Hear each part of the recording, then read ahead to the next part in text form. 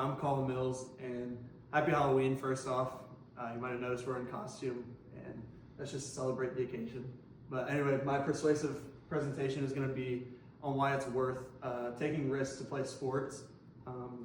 Personally, I love sports. I played them since I was 2 years old, and it was worth every second of it for me, regardless of the injuries I dealt with, which I dealt with quite a few, especially towards the end of my career in high school.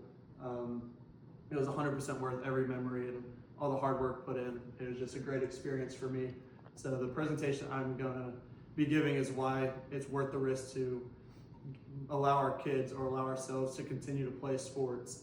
My target audience really is people in college or young adults that will be starting a family soon or possibly might be athletes. But anyway, my presentation is going to be about why they should continue to play sports.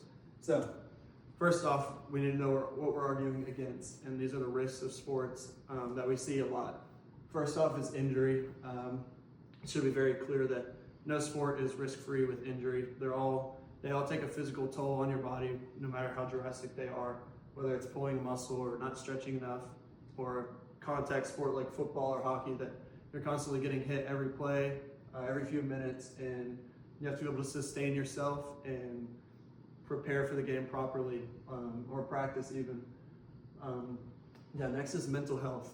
This is seen a lot at the end of people's careers, and even just throughout their careers after a bad game or something, that they'll just lose a loss of their identity and feel like they don't have sports to go back to and escape the real world from. And so sports are just kind of an outlet for a lot of people, and when they don't have that, it can take a real toll on their mental health. Next, they're time consuming. There's a lot of time taken out of the week and every day practicing or playing games or spending 5 hours a day at a field getting yourself better because it's what you want to do with your life. So while it's enjoyable, it is time consuming. And lastly is relationships, mainly talking about parent to athlete relationships. After a bad game, a lot of parents will kind of degrade their children and make them feel bad about what they just done instead of supporting them. And that leads me into the next slide, which is how we can limit the risks. First off, we can just educate ourselves on how to prepare and take proper precautions for a game or a practice. This could be anything between stretching or just recovery from the previous day or the previous game. Anything like that on just what we can do to sustain ourselves and our bodies to stay healthy. Next is supporting athletes regardless of their performance, kind of like I said with parents, just being there to support and be optimistic about a bad game or a good game, being able to say keep it up, or being able to say maybe give ideas or tips on what they can fix for the next time. Next is to use hardships as a teaching opportunity. So I guess what I mean by this is after a bad game, be optimistic like I said on the last one, and kind of make it seem like it'll be okay and it's not the end of the world, because it isn't.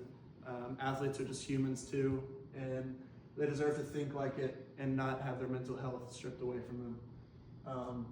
The last risk that we can fix is just injuries, and they're so highlighted now on social media that it kind of overshadows the benefits of sports. And I think that being able to limit these risks, it'll reveal the benefits better.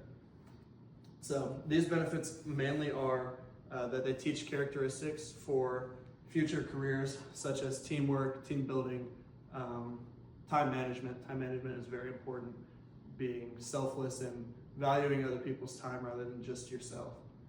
Next is it builds community, kind of like in the last bullet point I said, teamwork. It can build community, and it can give you people to go to outside of your household that you just need to talk to or enjoy time with. And lastly, it improves your physical health. So I've mentioned mental health a few times, but now moving on to physical health, staying active will absolutely keep your body in shape and get you in check for a more enjoyable life. So in conclusion, I just want to restate that no sports are risk-free, but we can 100% do things to limit them. And the good often outweighs the bad in sports. A lot of times that people are shown the bad, shown videos of injuries or bad experience that they've had, but nobody really shares much of the good. So The final thought I want to just leave you guys with are sports a risk worth taking. And that's all. Thank you.